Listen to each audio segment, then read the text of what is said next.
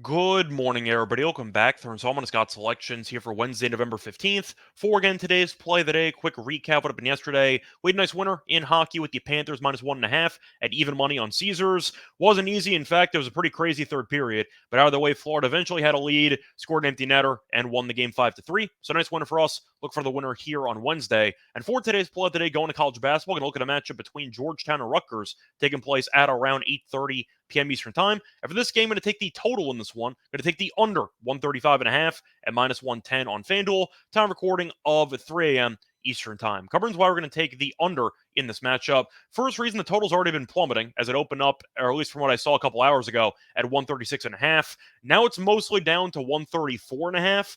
DraftKings is 134.5, yet FanDuel is 135.5 at -110. So, of course, I'll gladly take the extra point, no questions asked. But there's a good reason why the total's been plummeting. It's because both teams are really not good at scoring. So, Rutgers so far this season has played 3 games, played Princeton, played BU, and played Bryant, and Rutgers has scored less than 70 points in each of those 3 games, and defensively, Rutgers has still been good, as each of Rutgers' first 3 games have had less than 130 points combined. So simply put, you're looking at a spot where Rutgers is a very good under team because they play slow, they can't score, and they're really good defensively, and they're at home in this game. I think it should result in a pretty ugly scoring game for both teams in the spot. But Georgetown, on the other hand, has been kind of the same boat, as Georgetown has been underwhelming. They beat a newly promoted D1 team handily in the season opener. Then they played Holy Cross at home, which sounds like an easy win on paper, but it wasn't because Georgetown lost the game. And if you want to go through the actual numbers here, offensively,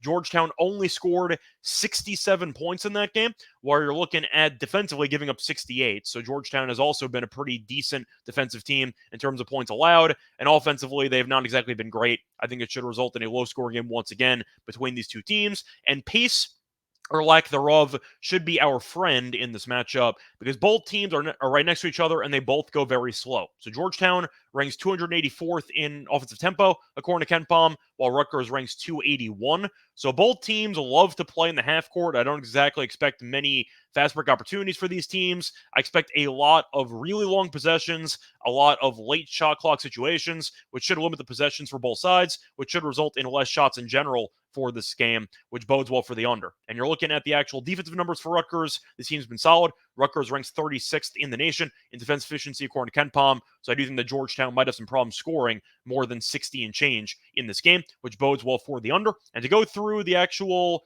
I'd say, X factor for this wager, both teams are really bad at free throw shooting. And I mean really bad. So Georgetown is shooting 57.9% from the foul line, which ranks 330th in the nation. Rutgers is better, but still not great, as Rutgers is shooting 66.2% from the foul line, which ranks tied for 237. So both teams can hit free throws, and it's going to definitely benefit us if we see a team get into the bonus, maybe brick some 1-and-1s.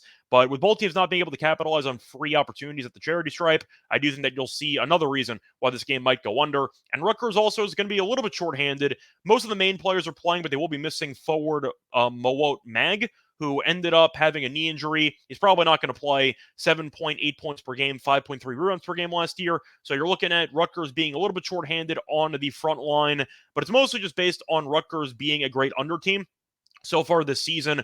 Once again, scoring less than 70 against Princeton, BU, and Bryant tells me Rutgers offensively is really not that great. Defensively, they're still good. Georgetown just lost to Holy Cross. They're rebuilding their entire program under Ed Cooley, so they're definitely in year 1 of that rebuild process. I see a very ugly game between these teams. I think the under money is coming in for good reason. I think first team to probably 65 wins this game. I think Rutgers is going to win. I'm not even sure Georgetown reaches 64 in this game. So for me, I'm going to go with Rutgers, get the job done, probably somewhere in the realm of like 70 to 60, if I had to guess a score here. But simply put, 135.5 is too high, and as a result, we are going to go with the under. Split that once again here for Wednesday, November 15th is going to be on Georgetown and Rutgers under 135.5 at -110 on FanDuel. Bye, everyone.